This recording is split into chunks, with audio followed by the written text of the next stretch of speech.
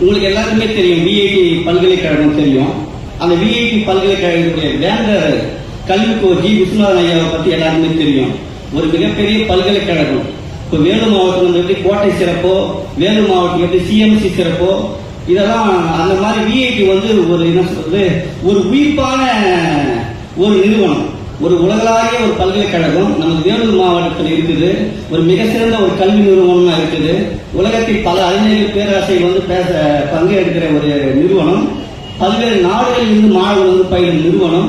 உயர்கல்விக்கு இந்திய நாட்டு அளவிலே மிக உயர்ந்த விருதுகளை பெற்ற நிறுவனம். நம்ம வேலூர் மண்ணில அவர் இங்க 40 ஆண்டுகளுக்கு முன்னாடி உருவாக்கி இன்னைக்கு ஒரு தனி சாம்ராஜ்யத்தை இந்த விஐடி பல்கலைக்கழகம் நடத்திட்டு இருக்கு. இப்ப அந்த விஐடி பல்கலைக்கழகத்தை நிறுவிய ஜிவி அவர்களுடைய தமிழ் பணியும் தொண்டும் பத்தி பேசிட்டு தமிழ் போலான்னு நினைக்கிறேன். ஜிவி அவர்கள் எல்லாருக்கும் தெரியும். ஜிவியா குடியாத்தில் பிறந்தவர். அவர் வாழும் காலத்தில் 5 கிலோமீட்டர் நடந்துதான் போய் பள்ளி படித்தார். வரலாறுலாம் உங்களுக்கே தெரியும்.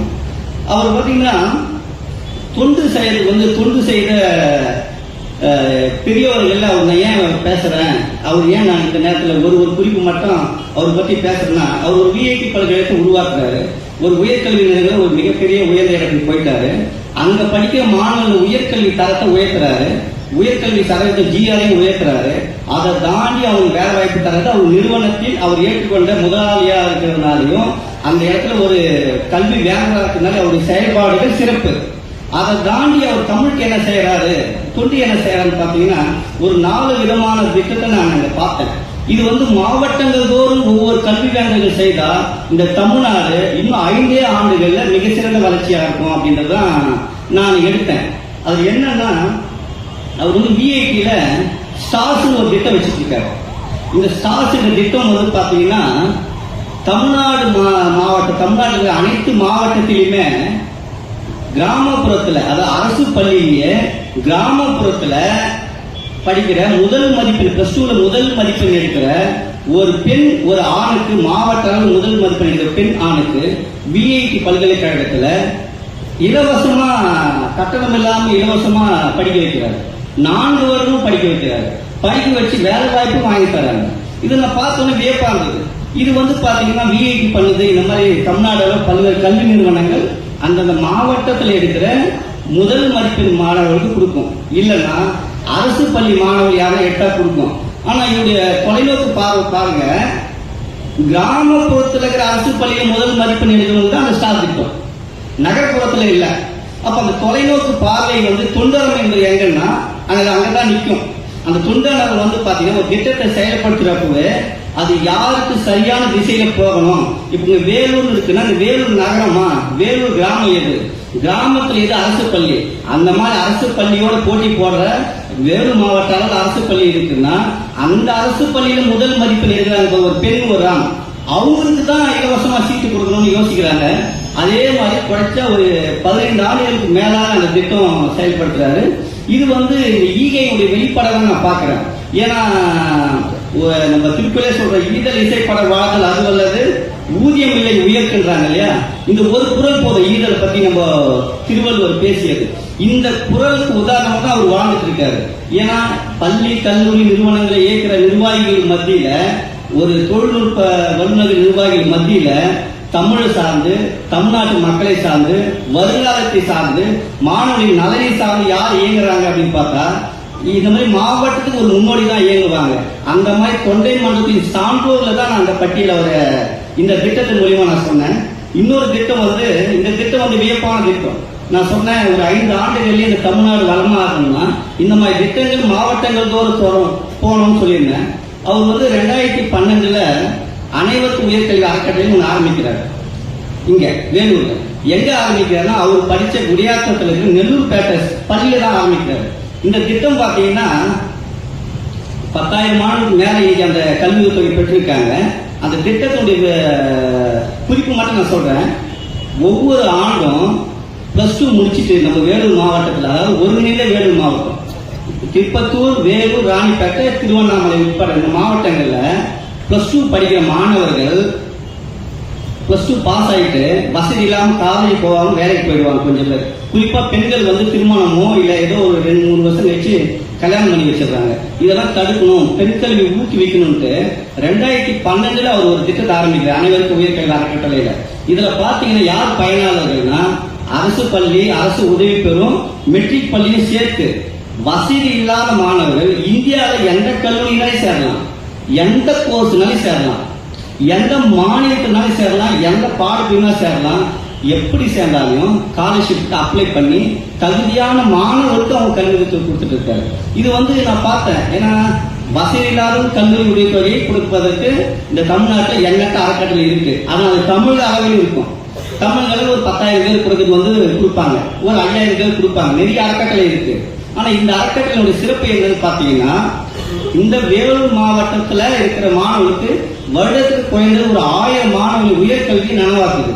இது எப்படி நனவாக்குதுன்னா, வசதி இல்லாத ஏழை மாணவர்கள் உயர்கல்வியே நனவாக்குது. மார்க் எடுத்துன்னு இல்லை, இப்போ எல்லாரும் வசதி இல்லைங்க 1200க்கு 1000 மார்க் எடுத்துக்காரு, அவருக்கு கல்வி கொடுக்கணும்னு போதிக்கல. வசதி இல்லாம இருக்கிறவன் பாஸ் ஆகி இருந்து 60% மார்க் எடுத்தாரு, அவனுக்கு கல்வி கொடுத்து அவனை முன்னேற்றணும். அப்ப அந்த ஒருத்தனுக்கு கல்வி கொடுக்கணும்னு யோசிக்கிறாங்க இல்லைங்களா, அதுதான் நான் துண்டுன்னு சொல்றேன். வள்ளலார் சொன்னார் இல்லையா, எல்லா உயிர்களும் இன்புற்று வாழுன்னு சொன்னவர், வாடிய பயிரை கண்ட போதெல்லாம் வாடினேன்னு சொல்ற வள்ளலார் அவர்கள் மனிதனுக்கு உணவு மட்டும் தரக்கூடாது, அவனுக்கு சாகா கல்வி கொடுக்கணுன்றாரு. சாகா கல்வினா அந்த கல்வியின் துணை கொண்டு அவன் வாழணுன்றாரு. அந்த மாதிரி இந்த சான்றோர் கல்வி கொடுக்கணும்னு யோசிக்கிறாரு. அந்த கல்வி பாத்தீங்கன்னா அவனுக்கு முறையா கொடுக்கணும், தேவையானவனுக்கு கொடுக்கணும் அப்படின்றது தொலைநோக்கு பார்வையோட கடந்த 10 ஆண்டுகளாக அந்த கல்வி அறக்கட்டளை மூலமா உதவித்தொகை கொடுத்துட்டு இருக்காரு. இதுல பயனாளிகள் பார்த்தோம்னா பெரும்பாலும் பெண்கள் தான் இருக்காங்க. 45%, 50% தான் ஆண்கள் இருக்காங்க. 60க்கு மேற்பட்டோர் யாருன்னா பெண்கள். பெண் கல்வி இந்த திட்டத்தின் மூலமாக வேலூர் மாவட்டத்தில் அதிகமா உயர்கல்வி பெற்றிருக்காங்க. அதை தாண்டி பார்த்தா 70% மேல முதல் தலைமுறை பட்டதாரியா இருக்காங்க. அப்ப அந்த திட்டத்தின் பார்த்தாவே வியப்பா இருக்கு. இது கல்வியுடைய தொழில் மட்டும்தான் இப்படி கொடுக்கிறாரு போது, இந்த மாதிரி தமிழ்நாடு முழுக்க மாவட்டங்கள் தோறும் அந்தந்த மாவட்டத்தில் இருக்கிற பெரிய கல்வி நிறுவனங்களோ, அரசியல் பிரமுகர்களோ, தொழிலதிபர்களோ, அங்க இருக்கிற மாவட்ட அளவில் ஏழை மாணவர்களின் உயர்கல்விக்கு உதவினாங்கன்னா இந்த தமிழ்நாடு இன்னும் 5 ஆண்டுகள் உயர்கல்வி கனவை ஏற்றிடும். ஏற்கனவே உயர்கல்வி எல்லாருக்கும் கிடைக்குது. ஆனா தகுதியான இருந்தும் ஏழ்மையாக சில மாணவர்கள் உயர்கல்வி தடைப்படும் போது இந்த மாதிரி பெரியவர்களுடைய உதவி அவங்களுடைய கல்விக்கு வெளிச்சத்தை காட்டுது. இந்த மாதிரி இவர் பண்றாரு. இது மட்டும் இந்த திட்டத்தில் அதுக்கப்புறம் நான் ஆராய்ச்சி பண்ணா அது மிகப்பெரிய பயன் இருக்கு. என்னன்னா, அந்த அறக்கட்டளை அரசு பள்ளிகள்ல ஒவ்வொரு பள்ளியா போயிட்டு மேல்நிலை பள்ளி மாணவர்களுக்கு உயர்கல்வியுடைய விழிப்புணர்வு சொல்லுது. அந்த அறக்கட்டளை கல்வி உதவி கொடுக்கிறது +2 முடிச்சதுக்கு அப்புறம் தராங்க, அது வேற. உயர்கல்வி பத்தியான அவங்க கனவை நனவாக்கிறதுக்கு உயர்கல்வி எப்படி சேரணும், உயர்கல்வியில எந்தெந்த பாடப்பிரிவு நீங்க எடுத்தா வேலை வாய்ப்பு இருக்குன்ற மாதிரி ஒவ்வொரு பள்ளிகளுக்கே போயிட்டு அவங்களுடைய அலுவலர்கள் போயிட்டு அங்க பேசி மாணவர்களுக்கு விழிப்புணர்வு ஏற்படுத்துறாங்க. நான் முதல்ல சொன்னேன், தமிழ்நாடு அளவு ஒரு 10,000 பேருக்கு ஸ்காலர்ஷிப் கொடுப்பாங்க. ஆனா மாவட்ட அளவிலேயே ஒரு 1000 பேருக்கு கொடுத்த அவங்க உயர்கல்வி பெரிய விஷயம் சொல்லுவேன். இவங்க ஒரு அரங்கு மாதிரி போட்டு ஒரு 2000 பேர் 3000 பேர் கூட்டி உயர்கல்வி விழிப்புணர்வு விட நேரடியாக மாணவர்கிட்டே போறாங்க. அந்த பள்ளிக்கே போயிட்டு அந்த +2 படிக்கிற மாணவர்களுக்கு அந்த விழிப்புணர்வு சொல்றதுனால அவங்க +2 எக்ஸாம் முடிக்கிறதுக்குள்ளயும் நம்ம என்ன கோர்ஸ் சேரணும், என்ன வேலை வாய்ப்பு இருக்கு, எந்தெந்த அறக்கட்டளை உதவித்தொகை பண்றாங்க, இதெல்லாம் பள்ளி கல்வித்துறையோட அவங்க அனுமதி வாங்கிட்டு செய்யறாங்க. அப்போ இந்த தொலைநோக்கு பார்த்தேன், தொண்டை மண்டல சான்றோர் உடைத்து ஜீவையா சொல்லிட்டே இருப்பாரு. அப்ப அந்த சான்றோர் உடைத்தினுடைய நீச்சியா தான் இவர் பேசுறாரு, இவர் கல்வி பெற்றவருடைய பயனாளர் தான் இவர் பேசுறாருன்றதை நான் அந்த டைம்ல சொன்னேன். அதை தாண்டி அவருடைய இலக்கிய பார்வைன்னு ஒண்ணு இருக்கு இந்த தமிழ்ல. அந்த காலத்துல சொல்லுவாங்க இல்லையா, ராஜாக்கள் கிட்ட இலக்கியவாதிகள், அரசர்கள் கிட்ட அவங்களுக்கு எல்லாம் அதிகமா இடம் இருக்கும் அப்படின்ட்டு. இவர் பாத்தீங்கன்னா பெரும்பாலும் ஒரு மிகப்பெரிய கல்வி நிறுவனத்தை வச்சுக்கிட்டு மிகப்பெரிய வேலை பளு வச்சுட்டு இலக்கிய கூட்டங்கள்ல இன்னமும் பயணிச்சிருக்கிறாரு. இலக்கிய கூட்டத்தில் ஒரு 3 மணி நேரம் இலக்கிய கூட்டம் நடத்தினா அந்த இலக்கிய கூட்டத்தில் போய் உக்காந்து அந்த சொல்ற கருத்தை கேட்கிறாரு, அந்த கருத்துரையோட பேசுறாரு, இன்னைக்கும் பயணிச்சிருக்காரு. அப்போ அவனுடைய வெளிப்பாடு நான் பாக்குறப்போ, அப்போ ஒரு இலக்கிய கூட்டமா நான் வரப்பா அப்படின்னு போயிட்டு ஒரு 5 நிமிஷம் வாழ்க்கை பேசுறது தனி. ஆனா அந்த கூட்டத்திலே உக்காந்து இந்த தமிழ் சான்றோர்கள் இந்த தமிழ் மன புதுசா எழுத தம்பி வந்தாங்க, அவனே ஒரு சான்றோர் மாதிரி அவனுக்கு தமிழ் பணிக்கு அவரை தன்னை பாராட்டி என்ன பண்றாருன்னா வாழ்த்து சொல்றாரு.